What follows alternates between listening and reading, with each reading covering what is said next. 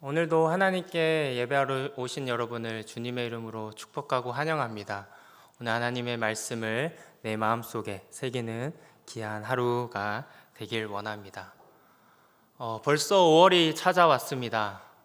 이제 덥지도 않고 춥지도 않은 이 정말 날씨가 좋은 5월이 왔는데요. 이렇게 좋은 날씨가 우리를 반겨주니 정말 기분이 좋은 것 같습니다. 뿐만 아니라 우리 대학 청년들은 이제 시험이 끝나서 더 기분이 좋을 것 같은데, 이 기분 좋음을 우리 이웃에게 전하며 살아가기 정말 원합니다. 특별히 5월 하면 떠오르는 단어가 있습니다. 무엇이죠? 바로 가족입니다.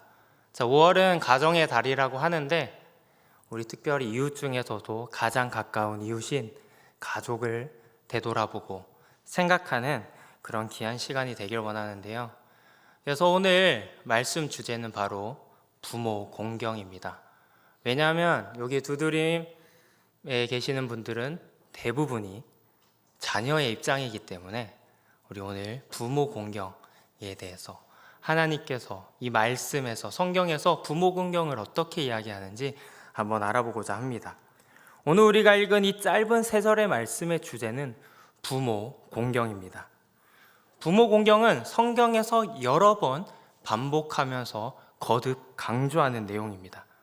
성경에서도 여러 본문에서 이제 부모 공경에 대해서 말하고 있는데, 그중 우리가 가장 잘 아는 본문은 아마 하나님께서 이스라엘 백성들에게 주신 그 10계명 중 제5계명인 내 부모를 공경하라 일 것입니다. 오늘 우리가 읽은 에베소서 6장 2절 3절도 사도 바울이 이 10계명의 5계명을 인용해서 말하고 있는 것인데요. 이 계명은 다른 계명과 조금 차이점이 있습니다. 그것이 무엇이냐면, 인간 안에서 지켜야 되는 6계명, 제5계명부터 10계명까지 중에 유일하게 하나님의 약속이 담겨져 있는 계명이기 때문입니다. 그 약속이 무엇이냐? 바로 3절 말씀인데요. PPT 한번 띄워주시죠. 이로써 내가 잘되고 땅에서 장수하리라. 이 말씀을 보니 여러분 어떠하십니까? 어떠한 분은 이렇게 생각하실 것 같습니다. 당연하지. 부모 공경해야지. 그리고 하나님께서 약속하신 저거 내가 받아야지. 하지만 어떤 분들은 이렇게 생각하실 수도 있을 것 같습니다. 부모 공경? 마음이 너무 불편해. 왜냐하면 누구에게는 부모 공경이 정말 쉽고 당연한 것이지만, 어떤 사람에게는 부모 공경이 정말 어렵고 당연하지 않으며 심지어 하기 싫은 일이기 때문이죠.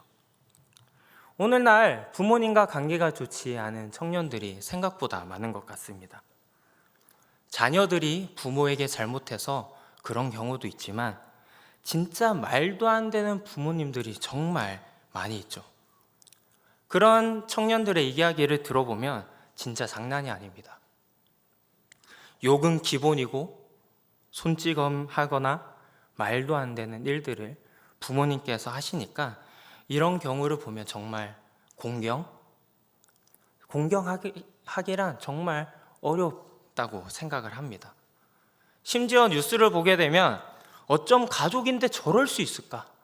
라는 기사들이 뉴스에서 그런 걸 보도합니다. 이제 막 태어난 신생아를 때리고, 심지어 창문 밖으로 던지고, 부모님과 싸우다가 말다툼하다가 부모님을 죽이고, 이러한 일들이 이 세상에서 일어나고 있습니다. 이러니 이 계명을 읽을 때 불편한 사람이 있을 수밖에 없습니다. 뿐만 아니라 이 계명이 불공평하게도 느껴집니다.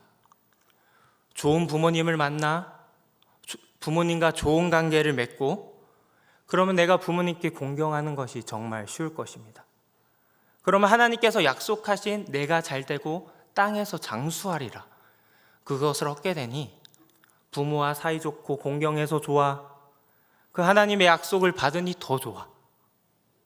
그런데 좋지 않은 부모를 만나 부모님과 사이가 안 좋고 부모 공경하는 것이 어렵고 부모 공경을 하나님께서는 하라고 하시는데 하지 않아서 괜히 죄책감이 느껴지고 또한 하나님께서 약속하신 말씀을 못 받겠다는 생각에 정말 이 계명이 불공평하게 느껴집니다. 누군가에게는 정말 쉽고 당연한 것인데 누군가에게는 정말 어렵고 당연하지 않은 이 계명, 여러분이 들었을 때는 어떠하신가요? 저도 오늘 이 말씀을 오늘 여러분에게 말씀드리려고 할 때 준비하면서 여러 고민이 있었습니다. 사실 좋은 부모가 아니더라도 정말 그냥 그저 부모다운 부모 밑에 있는 자녀들이 말씀을 들었을 때 그래, 부모 공경해야지 라고 생각하시겠지만 그렇지 않은 부모 밑에 있는 청년들이 들었을 때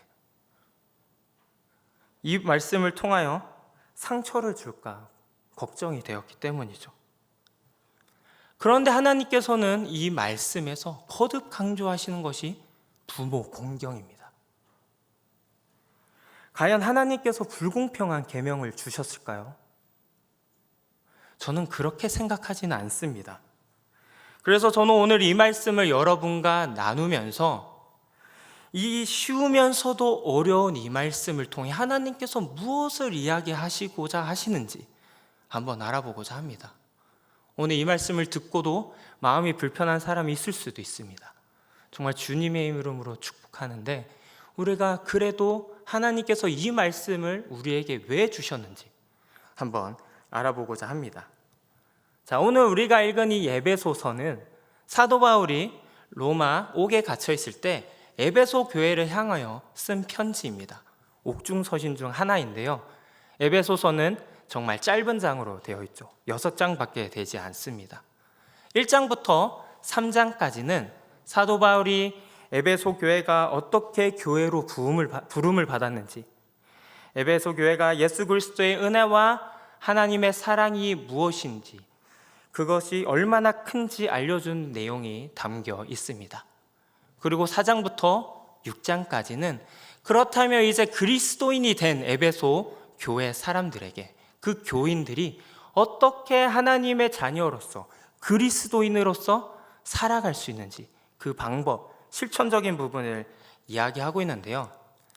그 중에 관계적인 면, 사람들과의 관계를 맺을 때 어떻게 해야 되는지 이야기를 하고 있습니다. 그 핵심 내용이 에베소서 5장 21절인데요. 우리 다 함께 읽어보도록 하겠습니다. 시작. 그리스도를 경외함으로 피차 복종하라.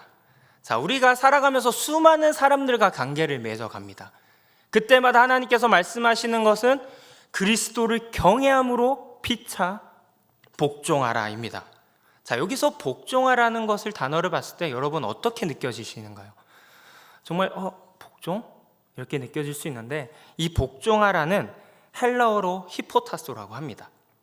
이 히포타소는 두 단어가 합쳐진 건데요. 히포라는 뭐뭐 아래라는 이제 그 뜻과 타소라는 배치하다를 합쳐서 뭐뭐 아래에 배치하다라는 의미입니다. 즉 낮은 곳으로 가서 섬기라는 의미인데 특이한 것은 이 단어가 이 본문에서 능동태 의미를 가지고 있다는 겁니다. 그러므로 여기서 말하는 복종하라의 의미는 상대방이 무엇을 해줬기 때문에 혹은 상대방이 못 뛰어나기 때문에 혹은 상대방의 권위에 어쩔 수 없이 혹은 상대방과 관계가 좋기 때문에 이러한 이유 때문이 아니라 아무 상관없이 그 상대방과 아무 상관없이 내가 스스로 자발적으로 그 상대방을 섬기는 것을 뜻합니다. 상대방보다 낮추어 겸손하게 섬기는 것을 뜻하죠. 다시 말해 어떤 상호관계에 의해서가 아니라 상대방이 나한테 무엇을 해서줘가 아니라 그런 것이 아니라는 겁니다. 대신 섬기는 이유를 사도 바울이 이야기하는데 그것이 무엇이냐? 바로 그리스도를 경외함으로, 그리스도를 경외함으로 이렇게 피차 복종하라고 이야기하는 것입니다. 이게 무슨 말이냐? 그리스도의 모습을 따르겠다는 믿음의 고백인데, 죄인인 나를 위하여 이 땅에 오셨고, 죄인인 나를 위하여 십자가에 달려 돌아가셨고, 하나님의 무조건적인 사랑, 대가가 없는 그 사랑을 나에게 주셨기 때문에 내가 이제 그 사랑을 가지고 이제 상대방을 섬기겠다는 의미입니다.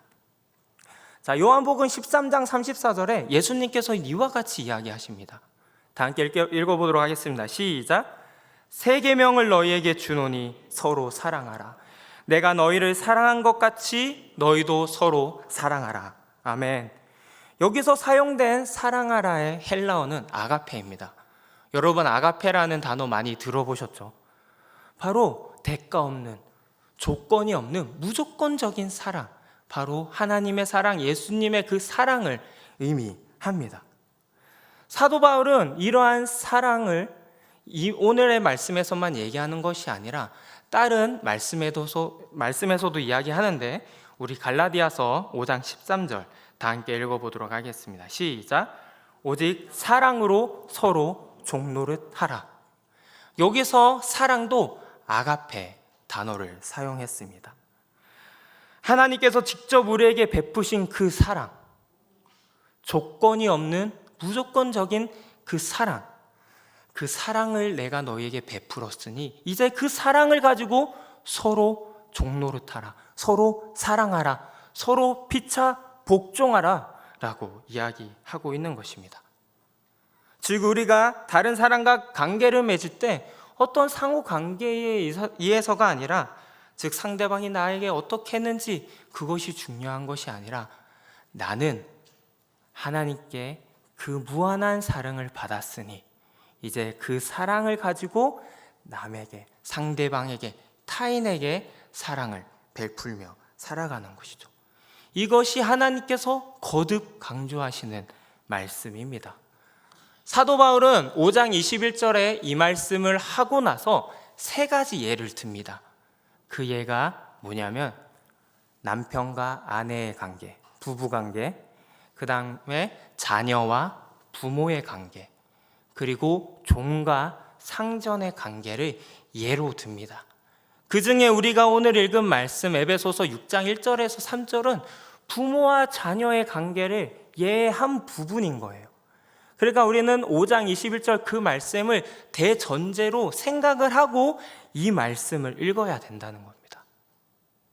이 에베소서 6장 1절에서 3절은 자녀가 부모에게 어떻게 해야 되는지를 이야기하는데, 이 말씀은 곧 자녀에게 말하는 것이지만 자녀든 부모든 남편이든 아내든 똑같은 우리는 그 하나님이 주신 사랑을 가지고 타인에게 해야 된다는 것을 이야기하고 있죠.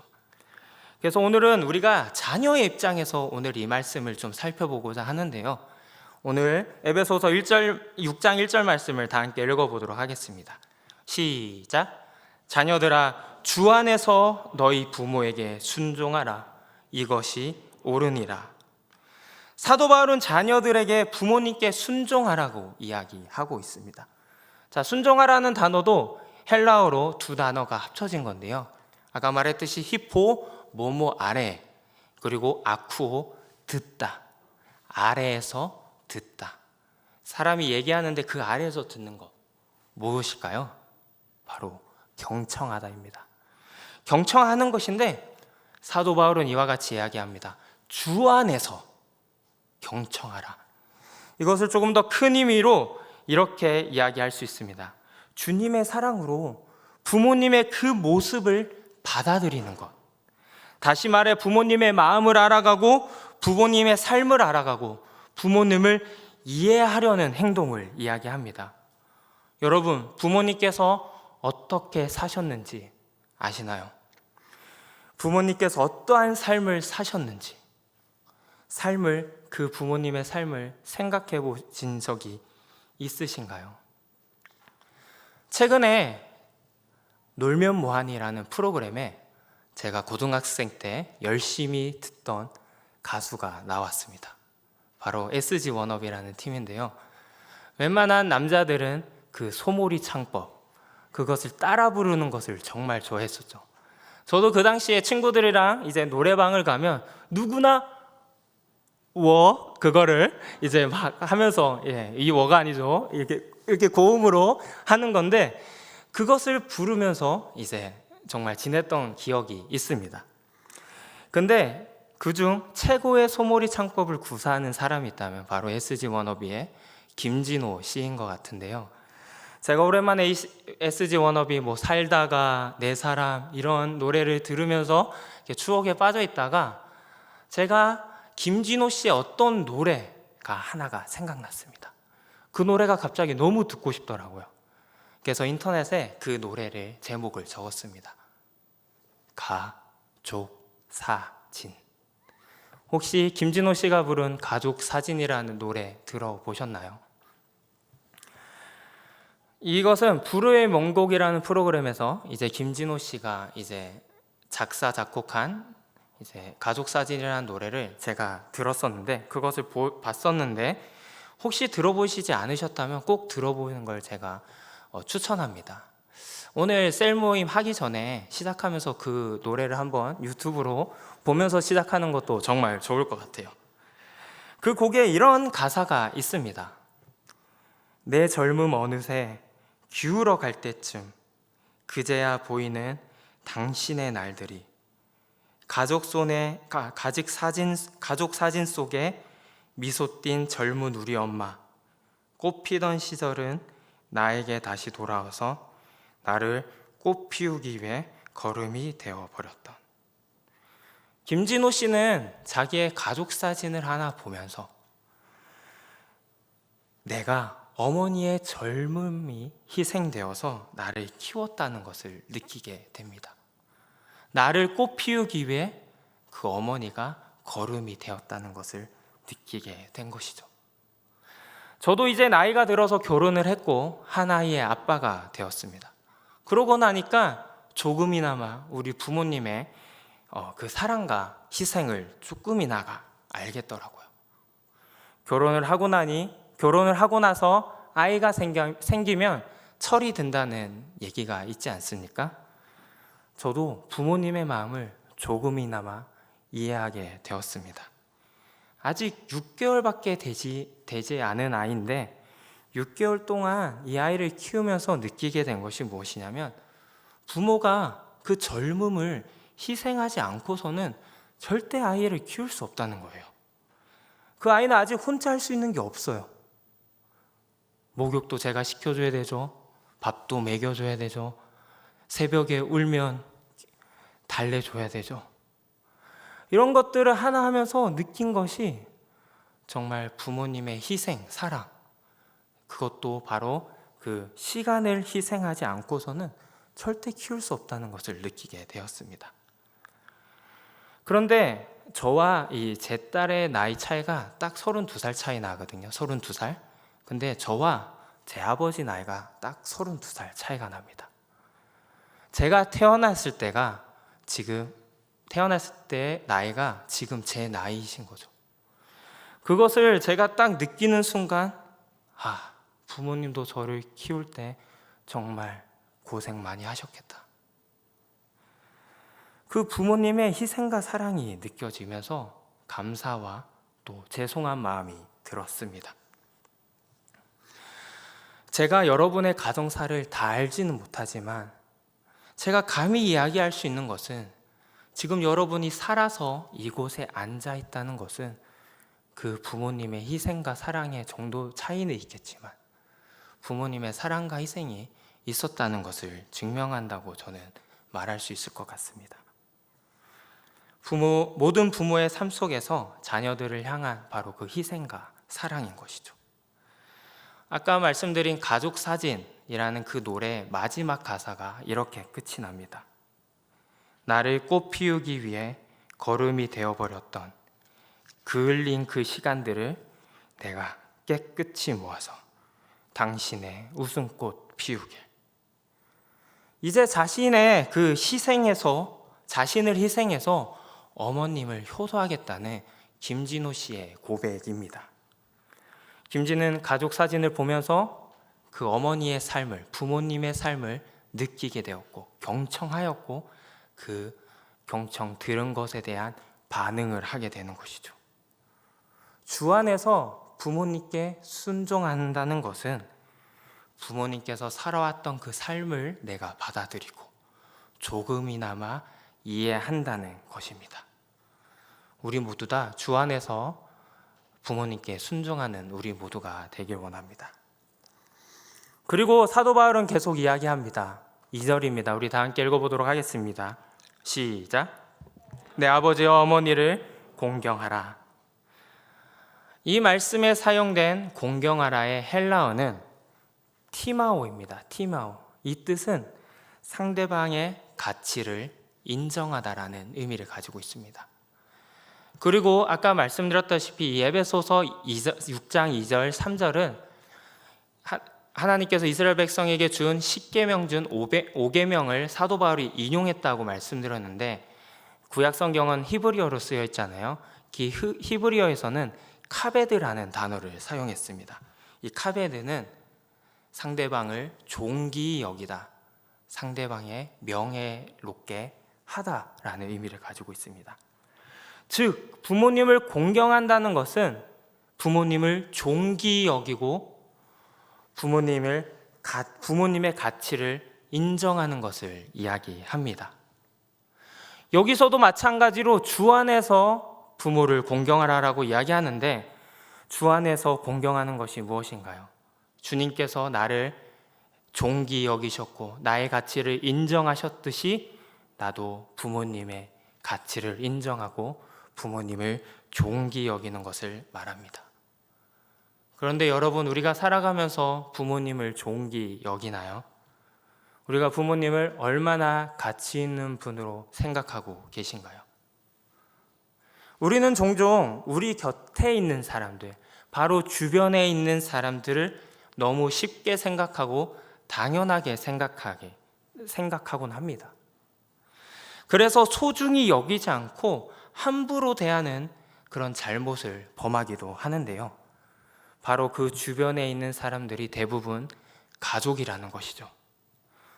어른들이 이제 결혼을 앞둔 사람들에게 이런 얘기를 하곤 합니다. 그 상대방이 가족한테 어떻게 하는지 봐봐. 그 상대방이 가족한테 어떻게 하는지 보라는 것은 이제 나중에 결혼해서 좀 더 친해지고 그렇게 될 경우에 그 사람이 가족한테 어떻게 했느냐 그대로 나한테 한다는 것이죠. 저도 어릴 때 가족들보다 제 주변 사람들한테 더 잘했었습니다.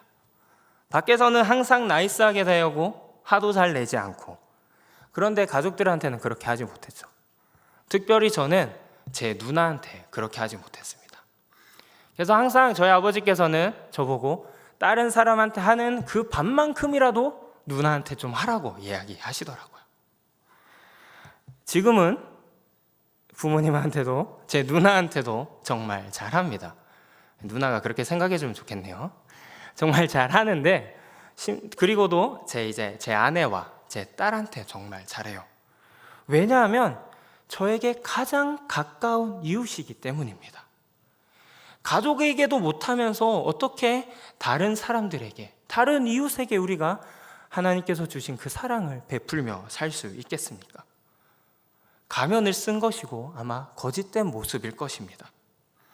가장 가까운 이웃은 가족이며 가족에서도 바로 부모님입니다.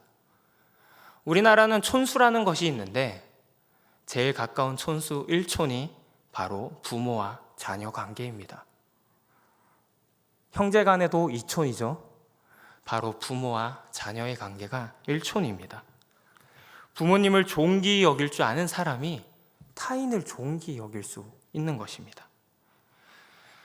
그래서 우리가 부모님을 존귀히 여겨서 꼭 이런 후회를 하지 않았으면 좋겠어요. 많은 사람들이 부모님께서 돌아가셨을 때 이런 후회를 하곤 합니다. 생전에 잘할 걸. 당연히 우리가 살아가면서 부모님께 내가 받은 그 모든 사랑을 베풀 수는 없겠지만 내가 잘해준 것보다 못한 것이 많아 후회를 하는데요. 이런 후회를 하지 않는 우리 모두가 되기 원합니다. 주 안에서 부모를 공경하는 것, 그것은 부모님을 함부로 대하는 것이 아니라 존귀 여기고 가치 있는 분으로 여기는 것을 뜻합니다. 마지막입니다. 우리 3절을 다 함께 읽어보도록 하겠습니다. 시작. 자야 잘되고 땅에서 장수하리라. 아멘. 오늘 말씀에서 부모에게 공경하면, 그리하면 내가 잘되고 장수하리라 라고 이야기합니다. 아까 초반에 이 말씀을 들으면서 이거 너무 불공평한 말씀 아닌가? 라고 제가 질문을 던졌었는데요. 근데 부모님을 공경하는 것, 그리고 잘되고 장수하는 것과 상관이 있나요? 효자는 오래 살고 잘 삽니까? 잘 됩니까? 반대로 불효자들은 못 살고 빨리 죽습니까? 그렇지는 않은 것 같습니다. 제가 이 말씀을 이제 설교 말씀을 준비하면서 묵상하면서 깜짝 놀란 것이 있어요. 그것이 무엇이냐? 내가 잘 되고 내가 잘 된다라는 이 동사의 시제가 과거형이라는 겁니다. 너가 벌써 잘 됐다라고 지금 사도 바울이 이야기하고 있는 거예요. 이게 무슨 뜻일까요? 우리는 이미 다 잘 되었다는 거예요. 왜요? 아까 앞서 말씀드렸듯이 하나님께서 이 세상을 이처럼 사랑하사 독생자를 주셨으니 우리가 예수 그리스도의 그 은혜와 사랑을 입었기 때문에 우리 모두는 다 잘 된 것입니다. 이것보다 더 잘 되는 것이 무엇이 있겠습니까? 명예? 돈? 아니죠. 우리가 죄 속에서 구원받고 영생을 누리는 것만큼 잘 되는 것은 없습니다. 그러므로 이 말씀은 불공평한 말씀이 아니에요. 왜냐? 그 모든 구원은 이 자리에 있는 여러분들이 다 이미 받았기 때문이죠. 그렇다면 우리는 이제 어떻게 해야 될까요? 이제는 구원을 받았으니 우리가 어떻게 살아가느냐가 중요합니다. 감사함으로 그리스도의 삶을 살아가는 것이죠. 이게 계속 반복되는 거예요. 그리스도를 경외함으로 서로 피차 복종하라. 하나님께서 우리를 사랑하셨듯이 서로 사랑해야 된다는 것입니다. 우리가 잘 되기 위해서, 땅에서 장수하기 위해서 부모님을 공경하고 부모님께 순종하는 것이 아니라 내가 이미 받은 이 사랑을 부모님께 베푸는 것이죠. 그렇게 살아갈 때 우리는 장수할 것이라고 이야기합니다. 이 장수는 이제 미래형으로 쓰여졌는데 이것은 우리가 살아가면서 이 땅에서 오래 산다는 의미보다는, 그런 의미도 있겠지만 하나님께서 말씀하시는 그 나라의 회복이 이루어진다는 말씀입니다. 하나님의 말씀대로 서로 사랑하며 나아갈 때 하나님께서 말씀하신 그 나라가 이곳에 이루어진다라는 것이죠. 그리고 이 말씀에서 중요한 것이 있는데 무엇이냐면, 우리가 순종하고 공경하는 대상은 부모님이시지만 우리가 복을 받고 약속을 받는 분은 하나님으로부터라는 겁니다. 제가 앞서도 계속 말씀드린 건데, 피차 복종할 때 상대방이 어떻게 하든 그것이 중요한 것이 아니라 하나님의 그 은혜와 사랑을 우리는 깊이 생각하며 나아가야 된다고 말씀드렸습니다. 우리가 부모를 순종하고 공경하지만 그 모든 축복은 부모님께 받는 것이 아니라 하나님으로부터 받는다는 것이죠. 우리가 부모님께 순종하고 공경하는 것은 부모님께 무엇을 바라고 원하기 때문에 하는 것이 아니라는 겁니다. 뿐만 아니라 부모님께서 나에게 무엇을 해줬다고 하는 것도 아니라는 것이죠. 그저 서로 피차 무조건적인 사랑을 하는 것입니다. 자, 오늘 말씀을 통하여 우리는 주 안에서 부모님께 순종하고 부모님을 공경하는 것이 무엇인지 알아보았습니다. 먼저 우리가 알아야 될 것은 하나님께서 이미 우리에게 대가 없는 무조건적인 사랑을 베푸셨다는 것을 알아야 돼요. 그래서 우리는 이미 다 잘 되었습니다. 이것을 전제로 하셔야 돼요. 그리고 나서 그 사랑으로 우리는 베풀며 살아가야 된다는 거죠. 부부 관계에서도, 자녀와 부모 관계에서도, 종과 상전의 관계에서도, 친구들 간에서도, 이웃 간에서도 우리는 그렇게 살아가야 한다는 것입니다. 그것도 가장 가까운 이웃인 가족, 특별히 부모님께 우리가 그렇게 살아가는 우리 모두가 되길 원합니다.